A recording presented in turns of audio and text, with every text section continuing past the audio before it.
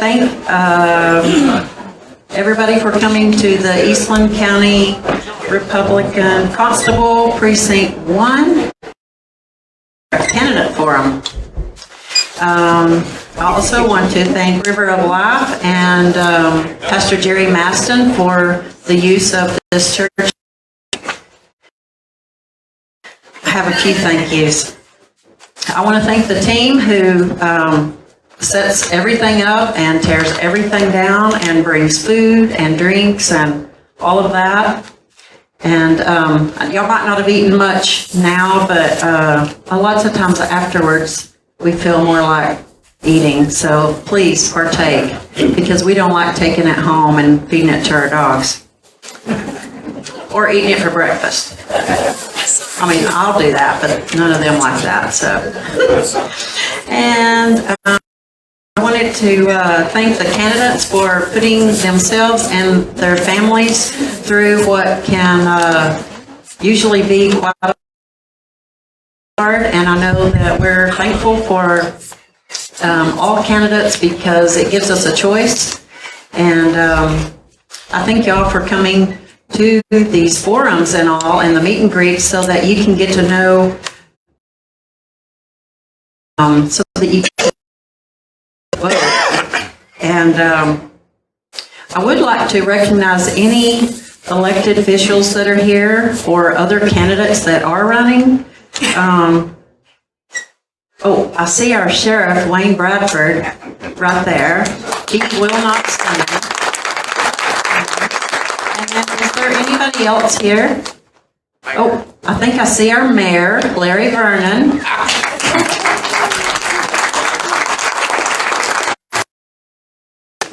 Is that all? Oh, I see Wendell Tipton. He's running for County Commissioner Precinct 2. Oh, where is he? John Glenn, Constable.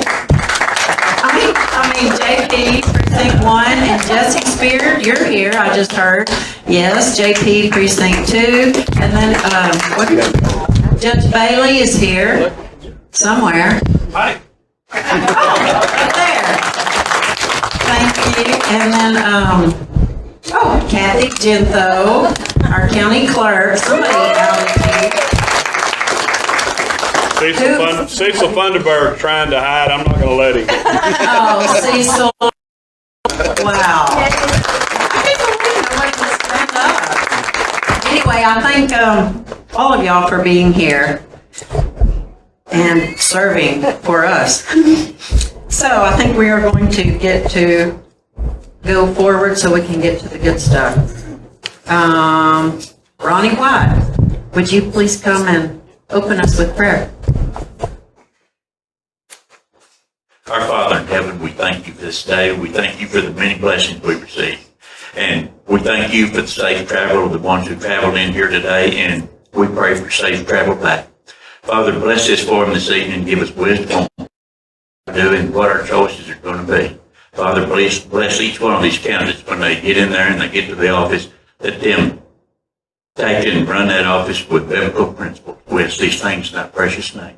Amen. Amen. Ruben Zarate, would you please come forward? And y'all can all stand. We're going to do our American, whatever, U.S. pledge, and then we'll do the Texas pledge. And we will have the pledge on the screen, if you don't know that. If you all face the flag, please, and follow them after me. I pledge allegiance to the flag of the United States of America and to the republic for which it stands, one nation, under God, indivisible, with liberty and justice for all. Texas flag. It's right there. I honor the Texas flag. I pledge allegiance to thee, Texas, one state, under God, one and indivisible. Thank you. Y'all may sit. Get comfy for a little bit. So, we have two gentlemen that are running for Constable Precinct 1. And the first one, I'm going to get, Tony Hart is going to come and read Scot McDade's bio. He could not be here. I think he says in there he's at a school. And then she will read the next one as well. This bio is from Scot McDade. He is sorry he is unable to attend the debate. He is still out of town for some law enforcement training to further his career and make himself a better officer for the community. A little about him for those of you that have not met him yet. He has been in law enforcement since 2006 and started his career with the Cisco Police Department. When he left there, he did contract work in Iraq, working with bomb dogs searching for bombs. When he returned from Iraq, he spent some time doing private security. He then went back full-time to law enforcement and ranger and is now the patrol sergeant for the Eastland Police Department. He would like the position of constable so he could help in a larger jurisdiction, all of Precinct 1. He believes he could help each department in the western part of the county if they need help. He gets along with the officers already, so this would help him jumping in to assist them if needed. He could also continue to take care of the duties needed in the courthouse. I just believe Constable to a new level for many years to come. He appreciates any support given to him. Everyone make sure and get out and vote. Thank you very much, Scot McDade.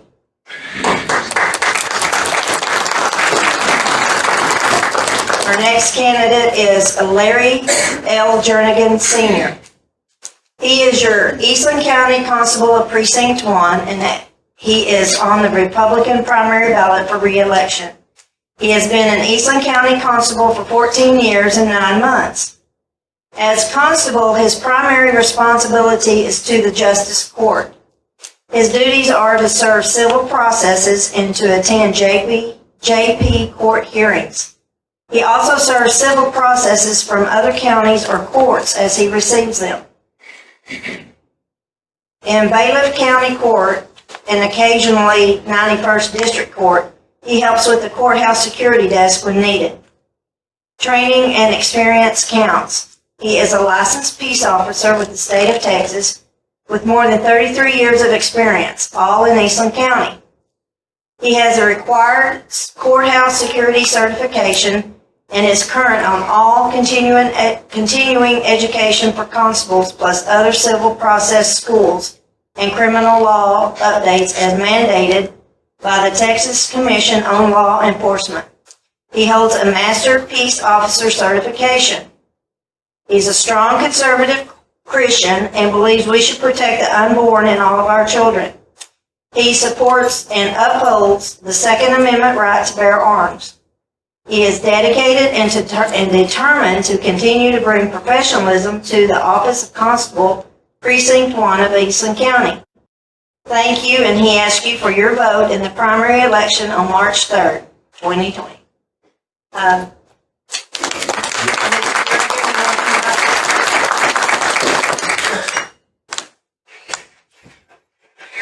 Mr. Jernigan, you want to come up? You want him up there? Thank you, Tony. And now,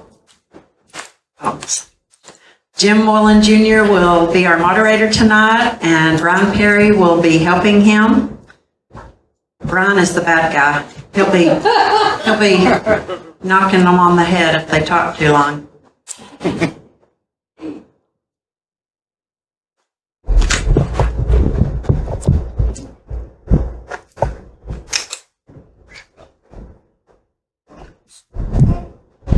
In the constable debate tonight, we have 4 questions. Some of them we've noticed were answered in the bio. You will have a 2-minute time period to respond to each question, and then at the end you will wrap up with just a 1-minute closing. So Constable Jernigan, if we could begin. And I know you went over this, but if you could kind of go into details for those here that aren't for sure, what are the duties of the constable in Precinct 1? And please rank these duties in order of importance as you see them. Okay, Constable Precinct 1, we are responsible to the Justice Court, better known as the JP Court. To be there for all court hearings. We are there to serve civil process, and which would be your small claims, your evictions, and civil processes like that. And then you get into your writs, which is where you actually go out and seize property and sell it, and to satisfy the debt. There's like I said, you should be there for the court hearings. You should be there for and to serve the papers. And then anything, the constable's position is a position to hold. It can almost cover anything that needs to be done. And 1 minute, okay. That's probably all I need. That's all I have to say. Thank you. Thank you. Thank you, sir. You talked about it also in your bio, but I would like for you to go a little deeper into your law enforcement resume, your accreditations, and how do you help the training that you received, how do you see that as helping fulfill the position that you are seeking and presently in, of course? My training dates back to 1978 when I started out in Eastland PD and academy in Abilene. Drove back and forth and worked while I was going through the academy. Went through the after going through the academy, I transferred over to Cisco PD, and in 3 years that's when I did become chief of police. And after a while of working, I realized that I did not have the experience or the training that is needed to fulfill that office. And so I returned back to patrol to the, and was promoted to sergeant, where I was over all the patrol officers, and I had to make the choice that whenever it came down to some difficult choices, I had to be the one to make the choices for them. And I don't know if I answered your question or not, but there you go. 1 minute. Thank you. Thank you, sir. I'm going to get used to the delay on this mic here in just a minute. Another question and these questions I want you all to know, okay, well, all over the county from different people. They were sending them in via text, email, and even one was left on voicemail, and we had to kind of transcribe it in a committee, put them together, and so these questions are from everyone. These aren't just questions that one or two people made up. Do you have any plans for making the constable position more visible and publicly noticeable, as in many in here have asked me, what does the constable do? Which is not a bad thing, I realize, but they are curious about that. Question is, what does the constable do? No. Do you have any plans or see any way to make the constable position more visible and publicly noticeable throughout? Since the county doesn't provide vehicles for us, we provide our own vehicles, so that is a plain vehicle. We have made it more visible by wearing a uniform shirt and to trying to bring professionalism to the constable position. And that's basically it, is bringing professionalism to the constable office, wearing uniform, and that's basically all I have to say about that. That's all we can do. Thank you. Thank you again, sir. Okay, the final question for the constable this evening, and this came in 3 or 4 different times. I don't know where it's originated from. Maybe you can help us out. Do you see being one constable in position? Yes, sir. And in fact, I think that it may become more than a full-time position. It seems like that here lately I've had 2 or 3 papers a day to serve, processes to serve, and I've been quite busy. And I think in the future, it's gonna take some updating, and it's gonna take some, probably, it will become more full-time than what it is.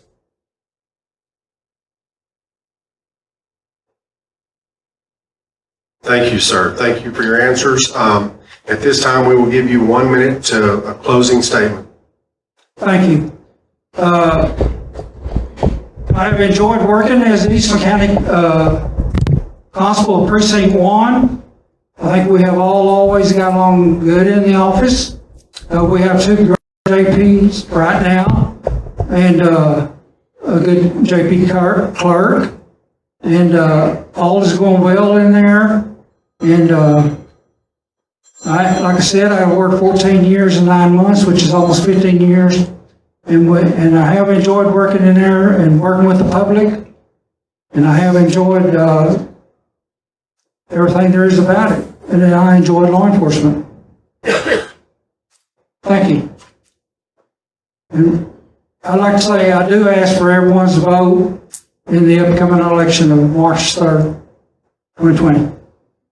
Thank you, Constable.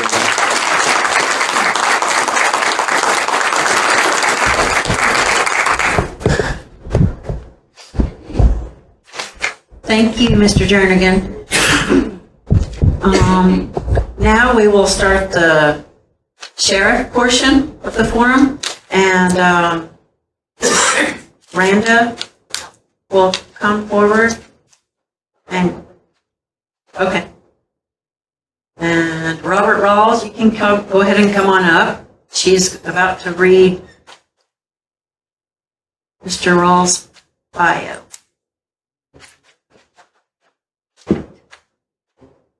Sorry about that.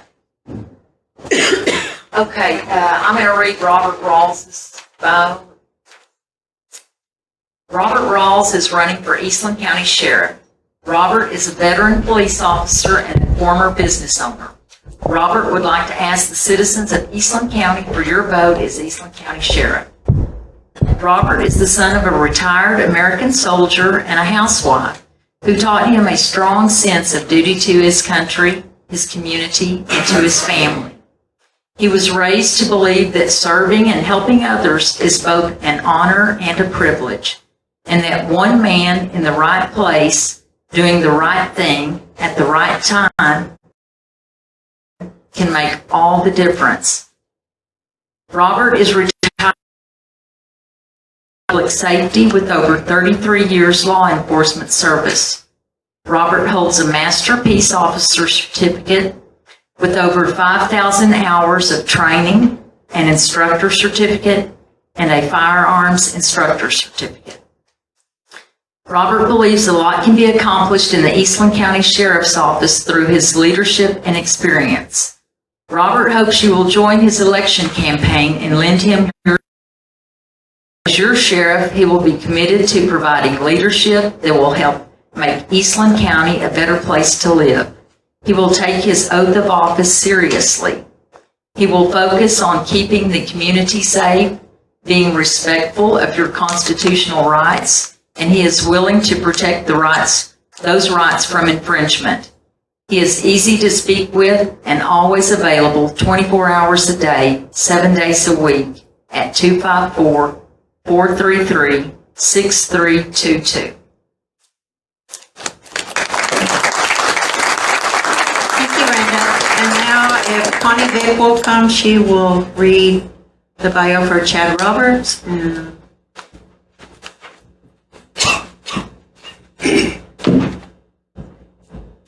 All right. Chad Roberts is a conservative Republican Christian, and he has a deep-rooted desire to help others through public service. Born in Haskell, Texas in 1973, Chad grew up in the big country. After attending Haskell High School, he enlisted in the Texas State Guard and began his career in law enforcement as a member of the military police force. In 1995, In 1995, he graduated from the Vernon Regional Police Academy in Wichita Falls. In 2006, he received his Master Peace Officer certification as well as completed his bachelor's degree in criminal justice administration. Later, he graduated from the 54th Texas Police Chief Leadership Academy at Sam Houston State University. He also holds certification as an EMT and is an active member of the Ranger Fire EMS Department. Chad will work tirelessly to assist our rural communities to improve their safety and security, and to create community policing in which every resident of Eastland County will be served. Chad will be a working sheriff, one that patrols and participates in criminal investigations. In 2016, Chad was named City Manager for Ranger. He was added the duties of Chief of Police and has served in that dual role for almost 3 years. During his time with the city, he has helped the city lower its property tax rate and reduce expenses. Currently, he manages a budget that includes 26 employees and a $3.8 million budget. Chad's career expands with over 16 years in law enforcement and 9 years in city management experience. Vicky are active throughout Eastland County in various activities. They have been together for years and have grown, and 2 of whom currently attend Ranger High School. Their family is active partners in the Woodbridge Church and Ranger while promoting strong Christian values. Chad asks for your vote of confidence.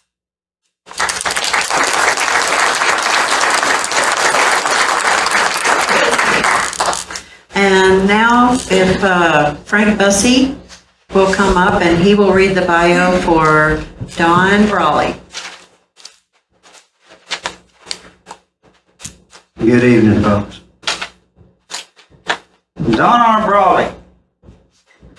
He's raised at Spur, attended Spur High School, started out working cows, starting colts for ranches in Texas, such as the 4.6s and the Pitchfork. Started working law enforcement at Seagraves in the police department. He then went to work for the Graves County Sheriff's Office as deputy sheriff. He stayed in Gaines County for the next 4 years and took a position with the Parker County Sheriff. While at Parker County, he was promoted to the rank of sergeant. He was then fortunate and he was appointed a special Texas Ranger with the Texas and Southwest. After 15 years of service, he decided it was time to retire. But boredom got the best of him, and he went back to work with the Stevens County Sheriff's Office and became a chief deputy until 2013. Not but 100 years off. It's okay. He went to work for Sheriff Bradford at the Eastland County Courthouse as patrol deputy and became chief deputy in August 2014 and has served in that capacity to this day. His hobbies included horse riding and boating, and he and his wife Tammy attend the Leon River Cowboy Church.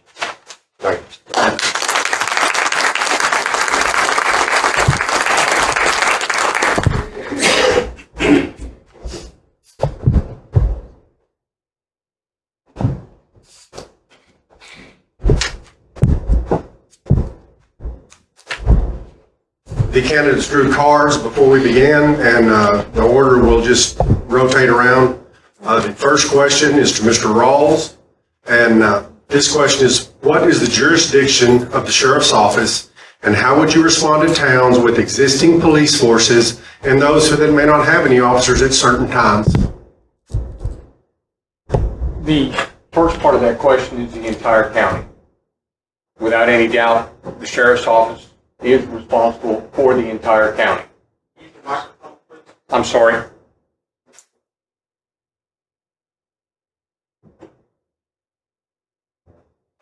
Takes a minute, there's a delay.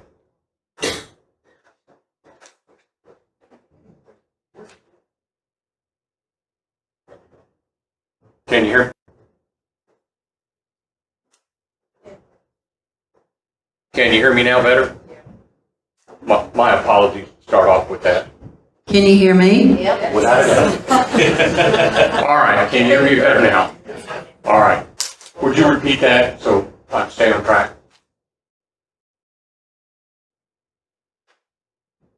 What is the jurisdiction of the Sheriff's Office, and how would you respond to towns with existing police force, that smaller towns in our county, of course, that may not even have an officer at the time for some reason? Thank you. First part of that question, is the entire county. City, not one area, but the entire county is the jurisdiction of which the sheriff's office does work, should work, and will work, okay? The second part of that is if a town has an officer or law enforcement in that town, our priority would be to back them up, to help supplement them when they need it, available to handle those calls.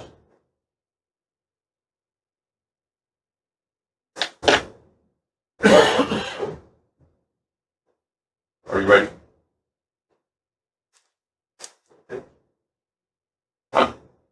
No, I was asking if you were ready for. Yes, I mean, when you finish. I'm sorry. I'm sorry, there's some confusion over here. Chief Roberts is next. Do you need me to repeat the question? No, sir, I think I have it. Eastland County is one of 254 counties in the state of Texas. It's comprised of 932 square miles, so that's quite a large area.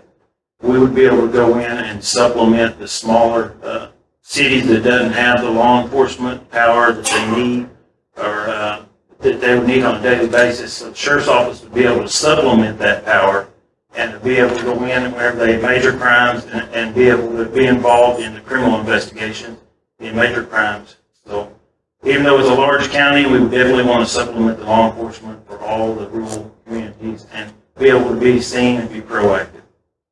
Thank you. Thank you, Chief Roberts. Deputy Briley.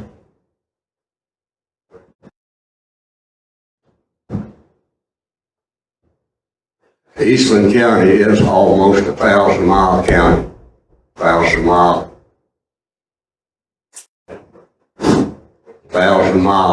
square mile county. Get it out a minute. And the sheriff's office is responsible for the entire county, whether it be a small city, Rise Star, Gorman, wherever that we might be needed. Our main objective is to present a presence out there so we can be proactive rather than reactive. We're always on hand to back up the different cities that do have law enforcement in this county. Is on hand to try to help them with investigations that they might have, to acquire statements for them, help them do anything that they require that we try to do for them. Thank you. Thank you, Deputy Brawley. The next question will go to Chief Roberts first. The 2020 Sheriff's Office budget, as posted on the county's website, is just over $1.55 million. First, I hope you have looked over this budget, and do you see any issues or have ideas concerning said budget? Glad you brought that up. Actually, your numbers are not correct. The total sheriff's department tax-supported budget is $2.358 million. That comprises of 25% of the entire county budget that is tax-supported. So the sheriff's department has a big part to do with the general budget of the entire county.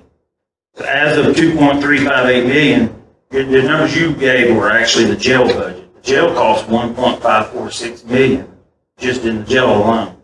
And that's 16% of the county's budget. So a tax-funded department, an office that needs to be, that you need to watch and be very conservative with the tax dollars and be frugal with it.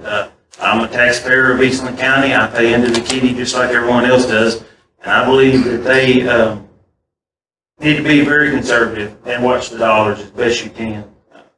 The Sheriff's Department budget, of the Sheriff's Department budget being 25% of the county budget, you need to be in contact constantly with your county commissioners and working with them and have a line that you can, a line of communication so you can talk with them in case anything comes open and be able to work with them. But one of the bad things is unfunded inmate medical and mental health evaluations is budgeted at $179,000 a year. That is unmandated budget by our government to provide medical care for inmates. A small portion of that is brought back from commissary funds and stuff like that, but, you know, whenever you come to put somebody in jail and they need medical treatment, then unfortunately that's unfunded mandate, so the taxpayers, our tax dollars of Eastland County pay for that. Thank you.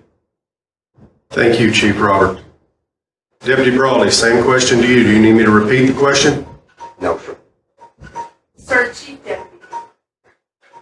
Our budget at the Sheriff's Office over the past 9 years has risen by 62%.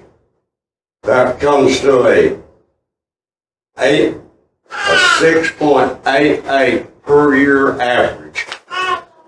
Our sheriff's deputies' salaries since 2009 has risen 4.3% year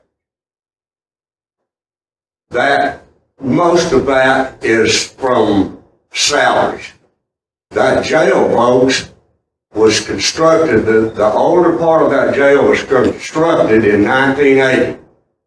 The newer part was 1998. That jail never closes. It's open 24 hours a day, 7 days a week. Equipment in there breaks down. 76% of our inmate population have mental health issues. When they come to that jail, they have to have the jail itself.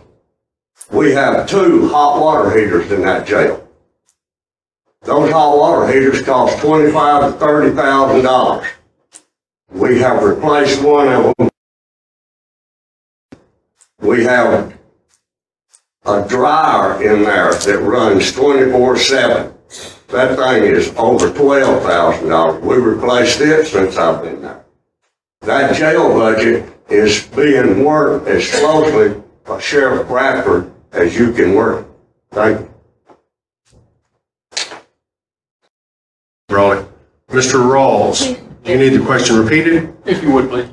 Okay, the 2020 Sheriff's Office budget, as posted on the county website, and the question has been corrected, it's over $2.35 million. Have you seen this budget, and do you see any issues, ideas concerning said budget? Yes, sir. And not to correct you again, but it's actually higher than that. Because you have, What he said. I'm sorry, I don't mean to correct you on that. We have 3 parts to the sheriff's department. You may or may not realize. You have the actual sheriff's office, and their budget is in the $800,000 range. You have the jail, which is $1.5 million and some change. We won't quibble about that. And of course, you have courthouse security that falls under part of that. And it's got its own budget. So it's a little bit higher when you put all 3 of those together, and especially you have to be fiscally responsible for all those. So I have looked at each of those line items and how they're listed on the budget. I think that you have to tackle that item by item and look where can you save money, where can we be more fiscally responsible. The one thing that pops in my mind without any other information is that we have over $100,000 in vehicle expenses. So that's one of the things I would look at if we get a better deal on leasing or purchasing and the associated fuel costs and things that go with that. I think there are several things that can be looked at, but you have to take that budget and dissect it and look at it one thing at a time. I simply mentioned the vehicles because that's $100,000 right off the bat that could be looked at. And that's what we're responsible for, to see what we can do for the county. Thank you. Thank you, Mr. Rawls. The next question will go to Deputy Brawley again. He will be the lead. And tying into the previous question, what is the largest budget you have directly overseen and held a staff accountable for with said budget in mind with those restraints? Well, this is the largest budget that I've ever assisted with maintaining and helping put together. When I was chief deputy in Stevens County, our budget was within probably $10,000 of this budget. In Stevens County, I was responsible for putting that budget together, presenting it to the commissioners, getting it approved, and seeing that we stayed within that budget. Thank you, Deputy Brawley. Mr. Rawls, same question to you. Do you need me to repeat it? No, sir, thank you. In my career with DPS, I was a field supervisor. The last 10 years I was there. I was responsible for the budget of our investigative expenses, our car books, accessories to the office, and also investigations that were outside of our department where we worked with other agencies. Some of those investigations went into the several hundreds of thousands of dollars just for the investigation. My general responsibilities as a field supervisor were for my area and the men that worked for me. And once again, that went into hundreds of thousands of dollars at a time sometimes, simply because of the nature of the work that we were doing, the expenses that occurred from doing those. My experience with that is not on an annual basis, but more of a recurring investigative basis. And so I can't give you an exact dollar figure, but I can tell you I did that for over 10 years. Thank you. Thank you, Mr. Rawls. Chief Roberts, you have a question or you need to repeat it? No, I've got it, thank you. Being the city manager of Ranger, I'm also the chief financial officer. I'm trained in governmental accounting standards. I'm fiscally responsible for a $3.8 million budget. I have 26 full-time employees. I govern over an entire city as a management position. I have a $3.8 million budget that I build from the ground up using tax dollars and things and such like that. So I am trained. I have excellent audits. I'm audited every year. I have excellent audits with no deficiencies.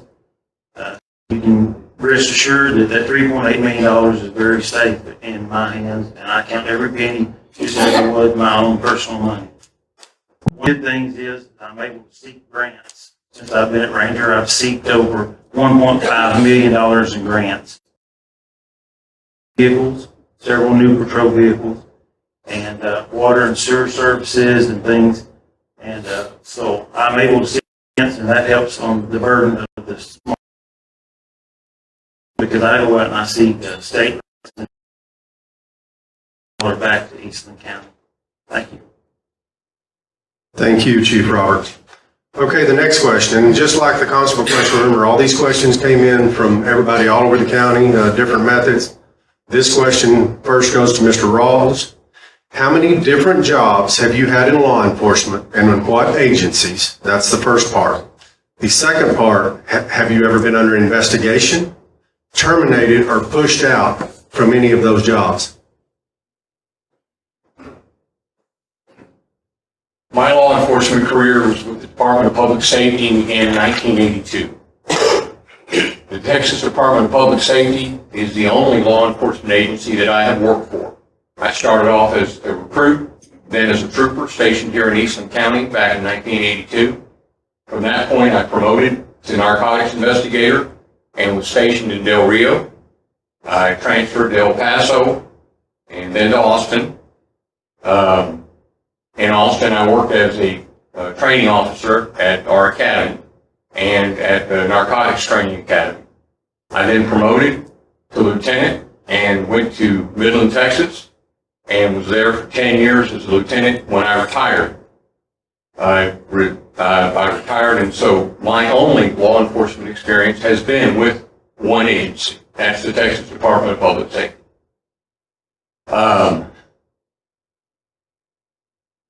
The other part of the question had to do with investigation. Under investigation, terminated, or pushed out of a position. Okay, never been terminated, never been pushed out of a position. As any law enforcement officer with years of service, I have been investigated once because of an arrest here in Eastland County, and that was unfounded. And that was simply because we arrested a gentleman and didn't feel that he had his due process. And once, trying to think. Once as an investigator, simply because someone filed a complaint, and in DPS, if someone files a complaint, you have to be investigated. They do that. There was nothing to it, nothing happened, and I actually continued on with my career in promoting. So I would qualify that as an investigation, but it was not a criminal investigation or anything of that sort. It was just a valid complaint. Well, not valid complaint. A person felt they had a valid complaint, so they had to. You have to look into it when something like that. Thank you, Mr. Ralls. Appreciate your answer. Appreciate your honesty. Chief Roberts, you're next. Started my career out in 1995 in Wichita County. I went to the police academy there and started at Wichita County Sheriff's Office, worked through the jail. I learned a lot about jail standards there. It's a 1,200 capacity jail, so that's quite a large jail. From then, I did work at several agencies. One thing that was good about working at several agencies is I did bring several things. I learned several things from several agencies and several different bosses, and I was able to learn things and bring things to the table that I would not have learned anywhere else. As of investigation-wise, any seasoned officer has been investigated internally. I have not been investigated criminally, but I have been investigated internally anytime a citizen's complaint comes on or anything like that. That's just the nature of the beast, that any officer that goes out and does their job, they're going to get complained on. I mean, that's just the facts.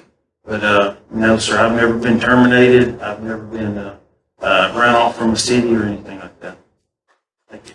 Thank you, Chief Roberts. Deputy Brawley, you need the question repeated, or are you good? I'll go. I started my career in 1976 at the Seagroves Police Department out in Gaines County. I only worked there about a year. It didn't take me long to figure out I wasn't cut out for city limit police work. I left there and went to work for the Gaines County Sheriff's Office, served there for 4 years. The sheriff there retired. I moved on to Parker County, where I served 4 years there. The last 2 years of it was as a sergeant of investigation. Then I made Special Ranger in 1987 with the Cattle Ranger Association, went back to West Texas. I spent 4 years at Stevens County as Chief Deputy, and I've currently spent 7 years in Eastland County as Patrol Deputy and Chief Deputy.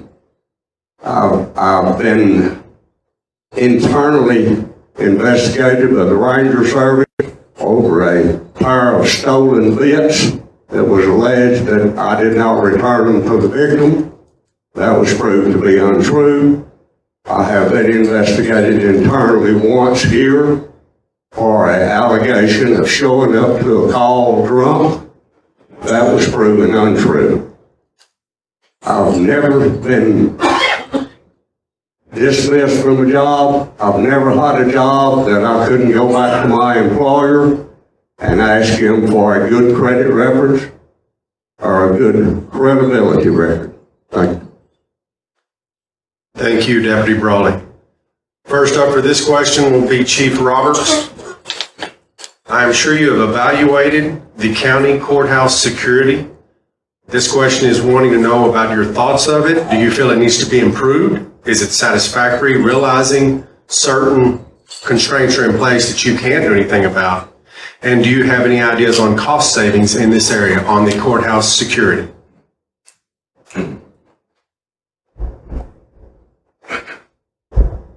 Unfortunately, the world we live in today, a lot of our rights and freedoms are being taken away by people that are doing heinous crimes and taking away our freedoms. We can't even walk into our courthouse without courthouse security. I think that's a shame, but it's the world we're living in now, so we have to adapt to that world. And as part of law enforcement and the Sheriff's Department, that's something that we got to do, adapt to that and be able to protect not only the employees that work in the courthouse, but also the citizens to the utmost ability that we can. I have not researched the courthouse security, so I can't go into detail on that.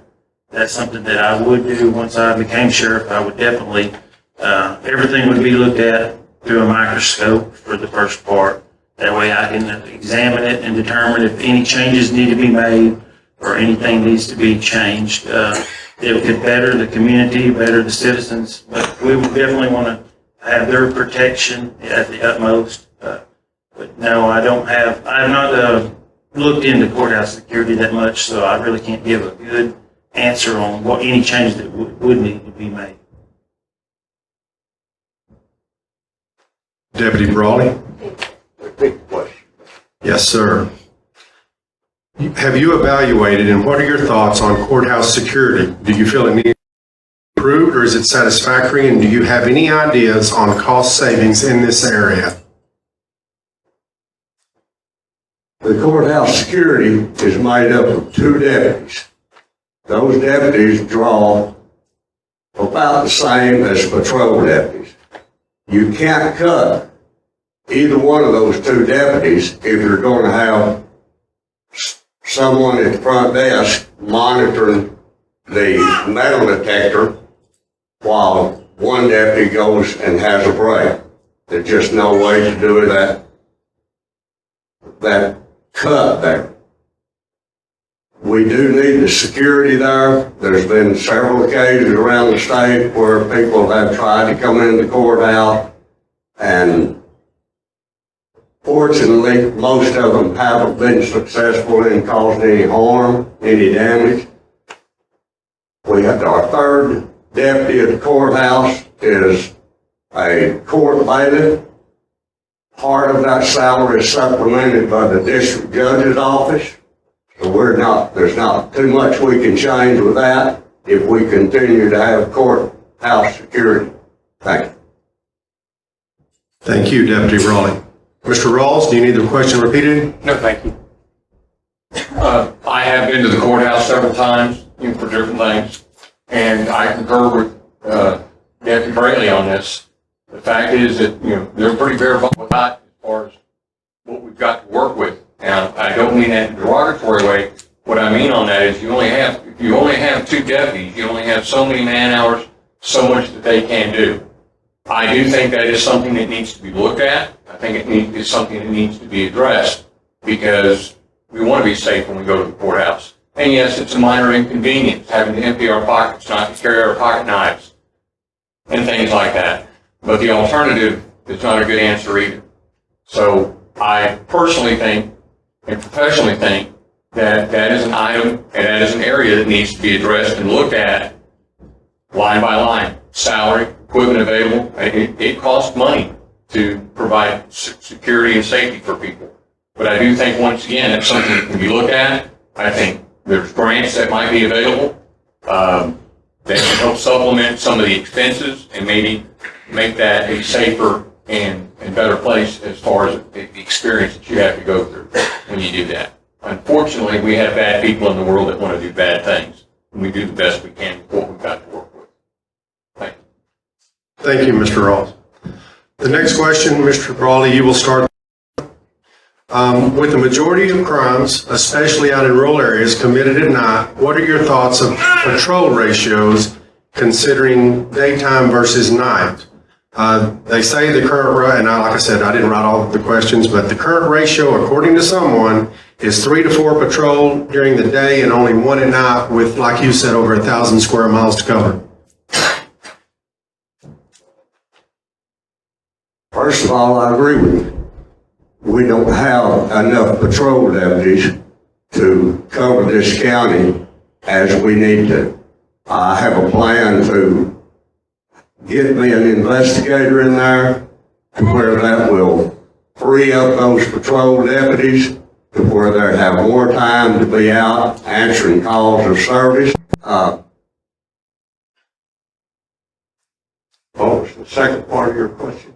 No, it was just on that there's more patrol during the day than night and with 1,000 square miles. I would like to have more deputies. We desperately need 2 deputies on at night. We currently have 1 patrol deputy on daytime 2 deputies in the civil process, 1 of those deputies responsible for transportation, and then we have a deputy that takes care of the crew that goes out and works, and you have the sheriff and I. Those deputies and myself in the daytime have the transports to do to the courthouse. We have civil papers to serve at the courthouse. We take care of the walk-ins that come into the sheriff's office for reports. But my plan is to try to add that investigator and add more patrol deputies to our streets. Thank you. Thank you, Deputy Brawley. Next, Mr. Ralls. Do you need the question repeated? Okay. I can actually say that this is something that Don and I had talked about previously, and I concur with his answer on that. I definitely think that we need to have more deputies. And I know one of the first things that people ask is, how does it affect the budget? How are we going to afford them? Where are they going to come from? And once again, it needs to be analyzed, it needs to be looked at. There is grants that are available. It's just a matter of applying for them and getting accepted. Some of those grants will cover equipment. Some of those grants can cover funding and help with the budget on those things. I, too, propose that we have at least 2 deputies that can work night and look at what we can do with the deputies and how they're being utilized during the day. Unfortunately, the most glaring answer is we need more people. We need to be seen more. We need to be out there more. And, of course, anytime you go out and do enforcement, it takes you off the road to write reports, to do prosecutions, to do the things that need to be done. But if we want to save the community, if we want to feel more comfortable in our homes at night and knowing that you'll get a response, we've got to have more people. And that is just a simple answer. We've got to have more people, and we've got to have more equipment, and they've got to be out there where they can be seen. Thank you. Thank you, Mr. Rawls. Chief Roberts.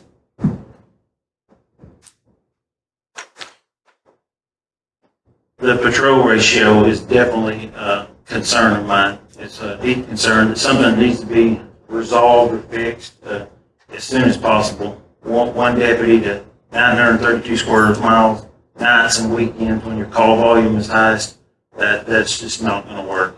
It doesn't work now, and it's not going to work, in my opinion.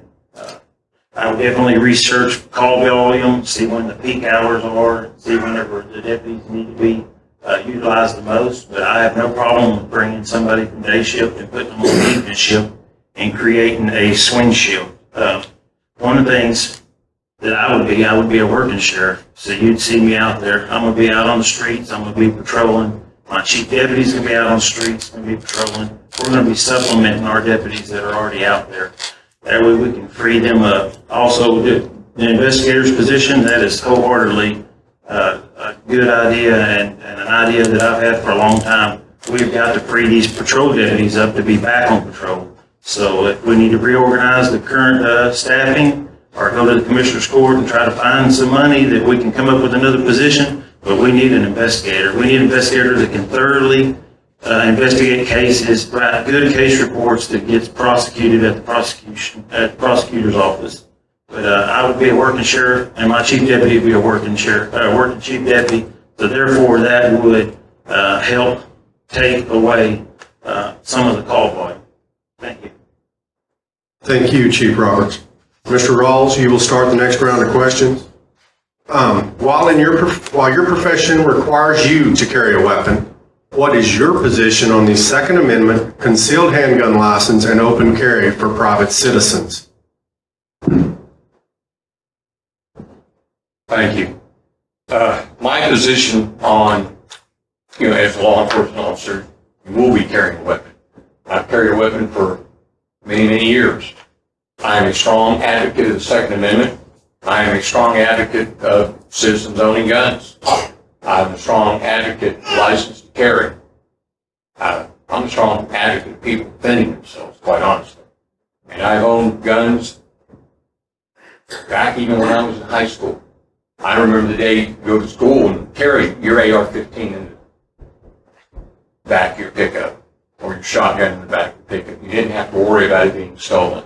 I'd like to see those days again.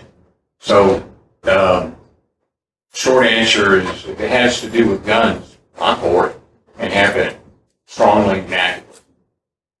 Thank you, Mr. Ralls. Chief Roberts, you're next.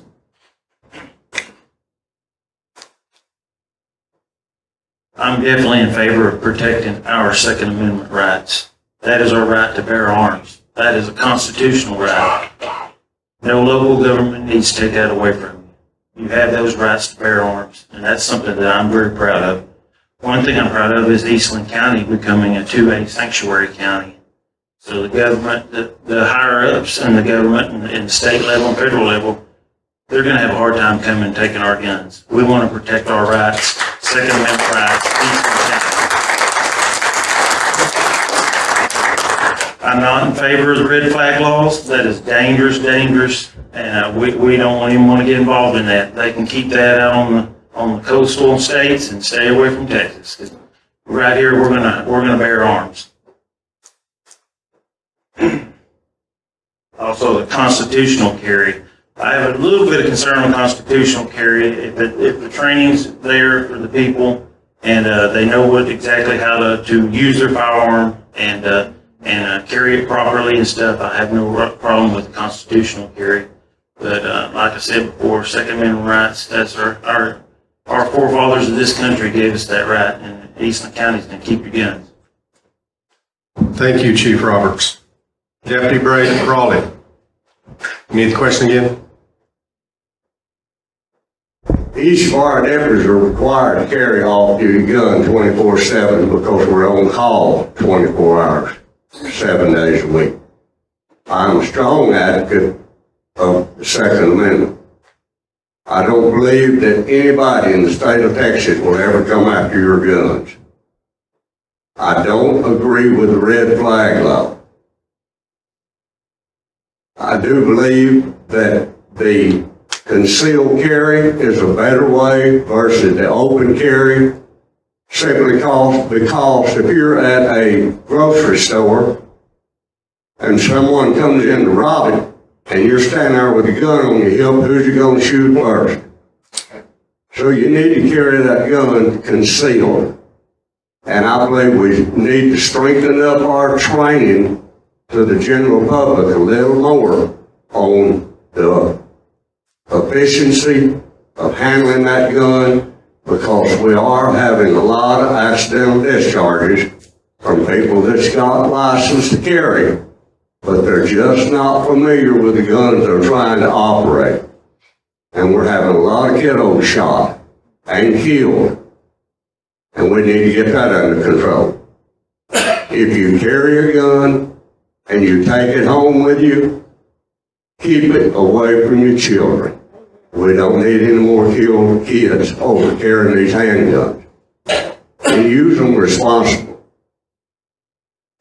because your life may depend on how responsible you are with that weapon. Thank you.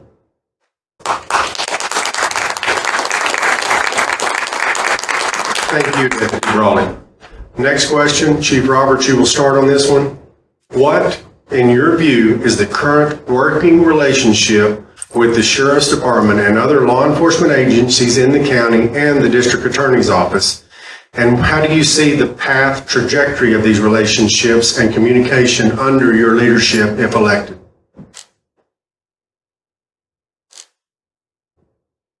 That's actually a good question. They've all been good questions tonight. The Sheriff's Department currently has not a good relationship with the other law enforcement. The DPS, the DA's office, the other municipalities, the Sheriff's Office does not have a good working relationship with. That's something that I want to come back and reestablish and work with them, build communication. Communication is the key. We all live in this county. We all share the same criminals, same crime. So we need to be able to communicate. There's no communication level right now with the Sheriff's Office and any other local agency that I know of, or the DA's office. One thing we want to do is communicate and write good cases so we can get prosecuted. But that's one thing that I'm going to work with darn hard, and I already have in Ranger. I've brought Ranger around. Ranger was a like a stepchild of the community, and now it's one of the shining law enforcement agencies that the other ones come around and visit with and talk to and proud to be friends with. But I'm definitely going to reestablish relationships with other law enforcement so we can communicate and we can work on crime together.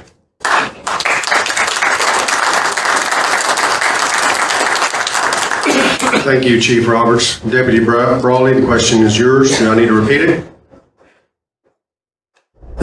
I'm not aware of any issues that the sheriff's office has with the relationship of any office in this county. If we're working on a strained budget, so we try to take care of our business and let everybody else take care of theirs. If we are called for assistance, we come. Whether it be the PD, the highway patrol, or whoever it might be. If they're a member of law enforcement of this county, the sheriff's office is here to support you.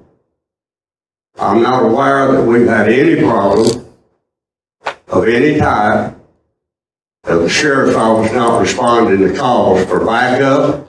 I'm not aware that we've had any problem with any of our police departments failing to back up the sheriff's office if we call for assistance. They're just like we are. They're busy. They have business to attend to. And as far as DPS, we do not have the manpower to run and assist DPS on every wreck. And they're aware of that. But if they need us for traffic control of an accident, or they got a care of light situation where they need additional traffic control, if they call us, we will be en route, and we will stay till the sun comes up if that's what it takes. Thank you. Thank you, Deputy Brawley. Mr. Rawls, need the question repeated, or good? No, thank you, I'm good. I am not personally aware of poor working relationships with the sheriff's office and other agencies. But I've been in law enforcement a long time, and during different cycles, different agencies fall out of favor with each other because of either one person or two people or because of a policy. So if there is a working relationship problem, I haven't personally seen it. Every time I stop at a restaurant and there's officers there, they're all eating together. They're breaking bread together. And I see them working together at different places. However, since that question has raised its nasty head here, I will say this. I would make it a strong effort on my part, which I've said before, is to provide training for those officers. Now, if I'm elected sheriff, my first responsibility is to train my officers, to make sure that they're acting good, to make sure, just like you have, I'm not referring to officers as children, but when you have a bunch of kids together, sometimes things happen. Someone gets upset with someone doesn't like the way someone else did something, one kid wore the wrong color shoes. It takes communication to get all those people together and on the same working page. So, first off, I would provide more advanced training on investigations, on working together, on basically just playing nice, because we all are human and we have egos and everything else that falls into all these different things. But we can agree to disagree. We can agree to have policies that work together. But I think the key to that is providing training and making sure that if there's someone that's not playing well, it's their bad, not ours, or not our agents. Okay? So, that being said, I think providing enhanced and advanced training from everything to getting along to working cases is important. Thank you. Thank you, Mr. Rollins. Next question, Mr. Brawley, you're first. What is your opinion of the inmate work program and utilizing these programs to help lower maintenance costs around all county facilities throughout the year? I have mixed emotions, mixed concerns about the work group. They can only work and help a nonprofit organization, but the county commissioners, there's lots of dumping in this county.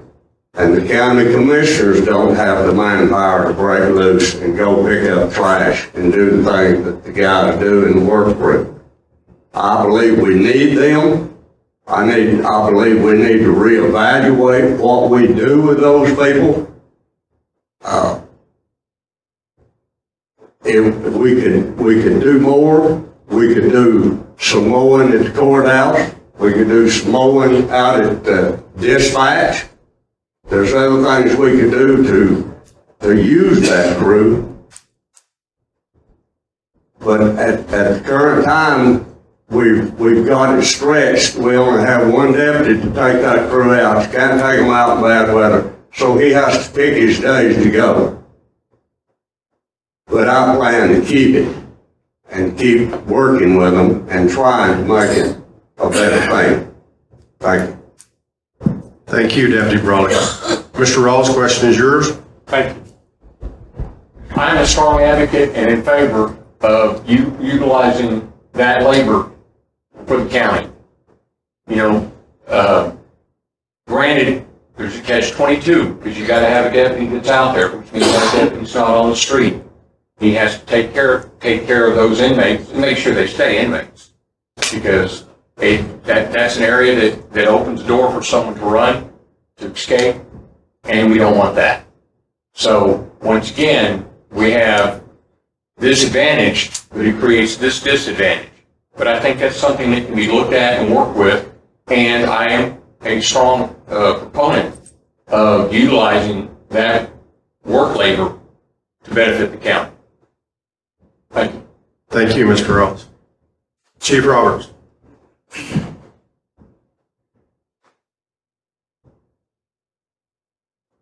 The inmate work program is a good program.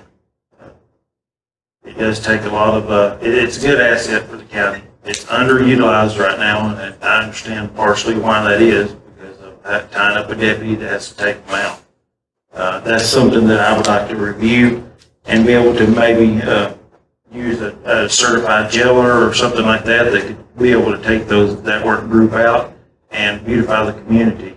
They could work at nonprofit organizations such as cemeteries, pick up trash along the highways and stuff. But I think it's definitely underutilized at this time. That's something that would be researched if I was elected sheriff, and I would be able to see what we could do to have more manpower, to have more hours out there. But whenever you're getting free labor like that, that's a pretty good deal. The only thing is if they get injured or anything like that, then it's a bigger burden to the county than what you were getting to begin with. So that's something that has to be looked at also. Are you going to go out and jeopardize them? One inmate gets injured and then you got to pay hundreds of thousands of dollars in medical care, or are you going to be able to utilize them and save a small amount of money? So that's something that needs to be looked at. Thank you, Chief Roberts. The last three questions are specific to each candidate. So one question will be asked to each candidate. They were all submitted, and there was enough of them that they went through and said, hey, these are legitimate questions for each and every candidate. The first candidate's question is Mr. Ralls. And the question is, you have served in the Texas Department of Public Safety and operated your own private firm. If elected, how will you handle having less resources and assets to fulfill your duties than you did with the DPS, and also being in charge of several officers along with the staff and the jail staff?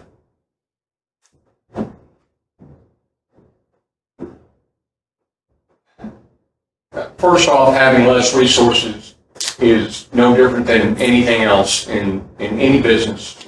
Sometimes your resources will flex, and depending on what's available. From the DPS standpoint, I was blessed to work for a great agency. At the same time, our budgets fluctuated sometimes on what we could have for equipment, supplies, and things like that. You may do with what you have, okay? One of my first things would be to see what grants are available, what other money would be an influx coming in to help the Sheriff's Department do its job more effectively, more efficiently. Not saying that it's not, but just seeing what we can do to improve on that. As a business owner, once again, depending on your profits, dictates how well you can pay your employees, what kind of bonuses that you can give, what new equipment you can buy. And I don't see that would be a problem in any aspect as far as running the sheriff's department and benefiting the county.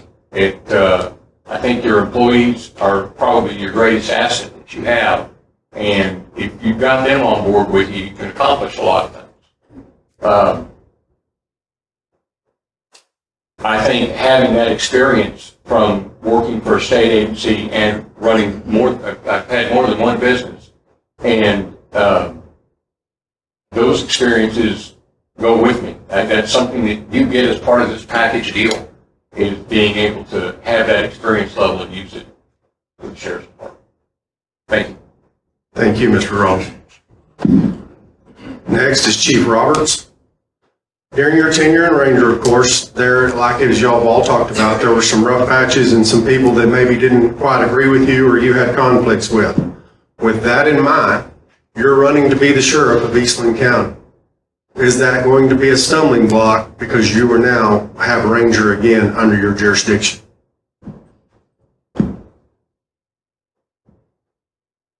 To answer your question, I would think not. The citizens of Ranger, my city council, and my mayor stand behind me. They are proud of what I've done. They're proud of what we've accomplished as a team together. So I don't think there'd be any stumbling blocks coming from Ranger that would transition me into the Eastland County Sheriff. I think it would work out that all law enforcement would get along, the Ranger Police Department and the Sheriff's Office would get along and have a good working relationship.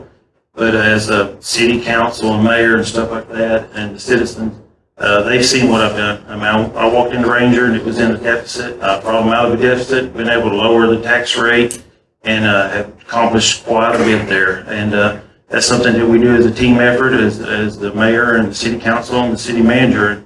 And so I believe that they're in full support with me, and that I don't see any stumbling blocks. And I think that it would benefit the entire county and not just the city of Ranger. Thank you, Chief. Deputy Brawley, there are perceptions, real or perceived, that the sheriff's office could do, like any business, a better job in different areas. They could be running at a more optimum level, maybe. Do you believe this is true? And if so, how will you change this culture if elected when you currently serve as a leader in that office? First part of that question again. As any business, there are perceptions out there, and in any business you could improve certain areas. How do you now, if you're elected to lead the office, since you are in a leadership position, how do you change the culture in the areas you feel could be better served?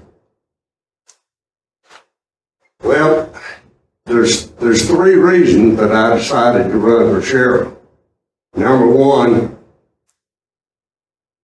3/4 of my career has been in the sheriff's office. Number two, Sheriff Radler's been spent about 7 years trying to prepare me if I decide to run. Number three, because my men and my jail staff asked me to. I believe I want to have a chief deputy that is a good administrator. I plan to be a hands-on sheriff. I want to be able to get out of that office and make calls and be in personal contact with a lot of people in the county. If we could get more deputies on the patrol end of this deal, I would like to do away with deputies answering calls on public service. When you call for service, I want that deputy to come see you. If you request that he contacts you public service, that would be fine. Otherwise, I want a deputy to come visit with you and spend some time with you and try to improve our relationship with the public as our investigation goes along and stay in touch with those people. My experience of supervising it will give me an edge on how to better manage the deputies, and it will give me an idea on how to better manage a lot of other, like our vehicles. I've worked as hard as I could to save us some money on these vehicles, and we've had pretty good luck. Thank you. Thank you, Deputy Brawley. Now we will go to the closing statements. First up, and each candidate gets 1 minute, is Chief Roberts. I want you to know that I'm not a politician. I'm a public servant. I provide a service to the taxpayers of Eastland County. I want to be more than a one-term sheriff, so I want to complete my career at Eastland County Sheriff's Office if the votes allow me and you elect me. So I appreciate that.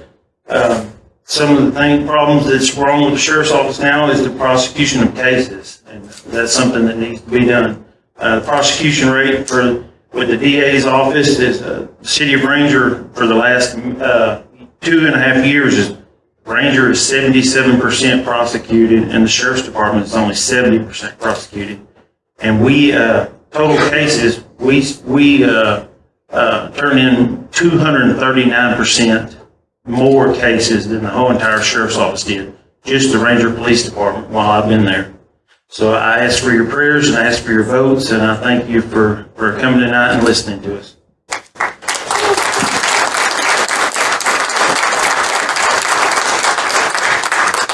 Thank you, Chief Roberts. Deputy Brawley, you're up next with a minute. I believe that if the good Lord's willing, I can serve a minimum of 2-year term, which would be 8 years. And I would do the very best that I could possibly do to be as good a sheriff as I believe we can put in this county, following in the shoes of Wayne Bradford. He is the most dedicated to office boss that I've ever had. His integrity is unchallenged, and those shoes are hard to fill. But I would like to do my best to fill them. I believe that I can bring some advantages with me to the sheriff's office and to you as the public. I believe you can be proud of me when I'm done with my career in Eastland County. Thank you.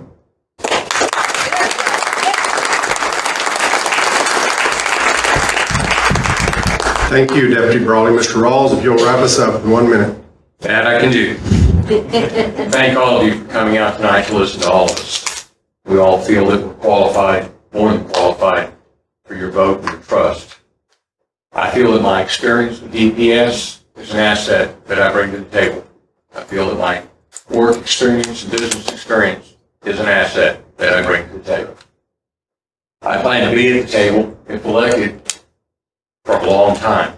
I'm not going anywhere. I mean, I've got cemetery a lot in Cisco that tells me I'm not going anywhere. You're going to be stuck with me one way or the other.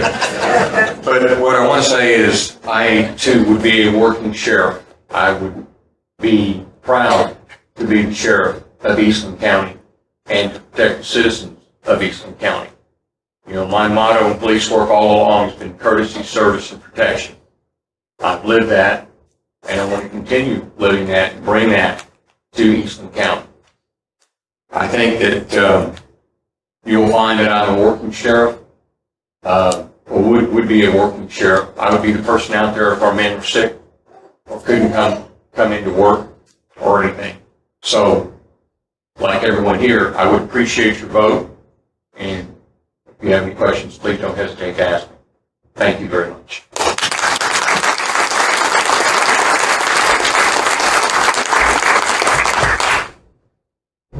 Well, I want to thank each of you for spending your time and using your brains. And I know it's not something that you're used to doing. I know you're used to using your brains, but at answering questions in front of people and using the microphones, and I think you all did a great job. Thanks. And I just have two announcements. I want to let y'all know that tomorrow at Polito's, at 11:30, Gina Parker, she is running for judge for the Court of Criminal Appeals, Place 3. And you can come and find out about her and see if you want to vote for her or not.